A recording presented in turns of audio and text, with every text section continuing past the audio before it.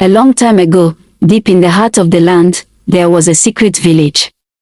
No one knew exactly how it came to be, but the women who lived there believed they had been born from the earth itself.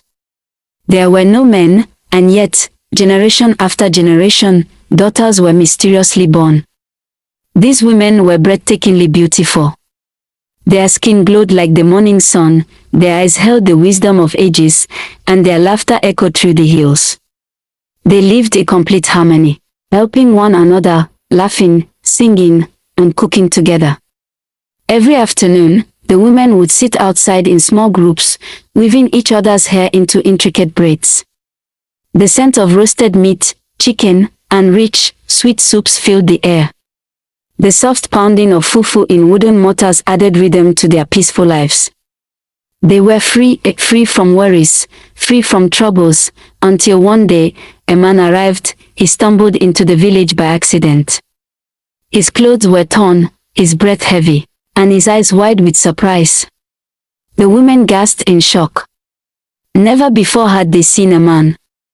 They gathered around him, whispering to one another, staring at his rough hands and broad shoulders. "Where did you come from?" They asked. "I was hunting in the forest when a lion chased me," he explained, still panting. "I ran and ran, until I found myself here." "What is this place?" "You are in our home," the women said. "A place where only women live." The man looked around in amazement. "Only women?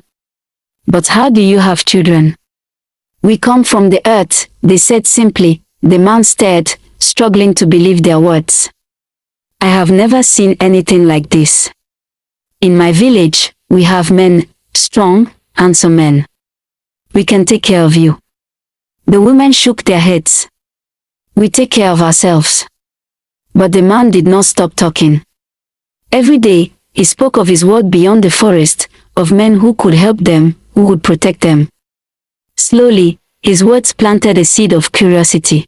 Still, the women's leaders were firm. "You have rested enough," the elderly women told him. "In 2 days, you must leave," he nodded, accepting their decision. But something had already begun to change. Among the women, there was one named Lami.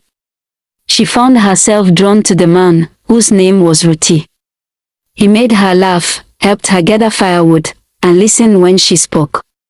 One evening, while the stars twinkled overhead, they met in secret beneath the trees.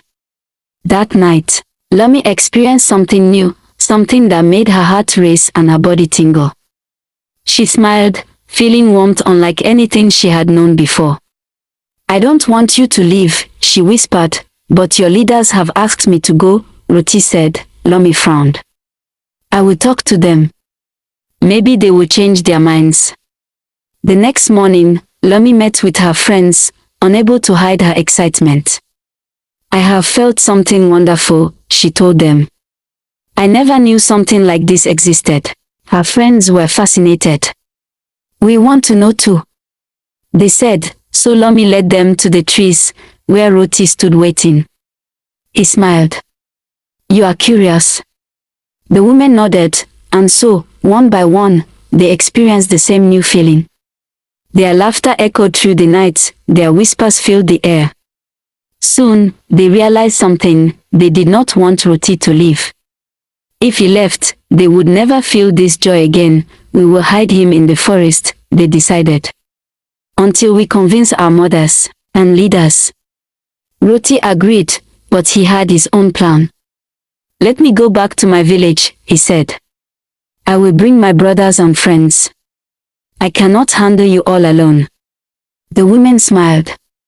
"Yes, bring them," they said, and so, Ruti set off on foot, making his way back to the land of men. Meanwhile, the women whispered and giggled, spreading news of what had happened. Older women listened curiously, wondering about this experience that had brought so much delight. Soon, thoughts of men filled the village. Slowly, the idea took root. Maybe life with men would not be so bad, maybe their world was about to change forever. Some of the elder women began to yearn for the presence of men. One evening, a respected elder, Mama Zara, sat by the fire with a group of younger women as they weaved her grey hair. She asked, "Where is Roti now? Has he gone?" One of the younger women, smiling with a mischievous glint in her eyes, responded, "No, Mama. He has gone to bring more men." Mama Zora smiled knowingly. "Then we must prepare," she said. Days passed, and then just as promised, Roti returned. This time, he did not come alone.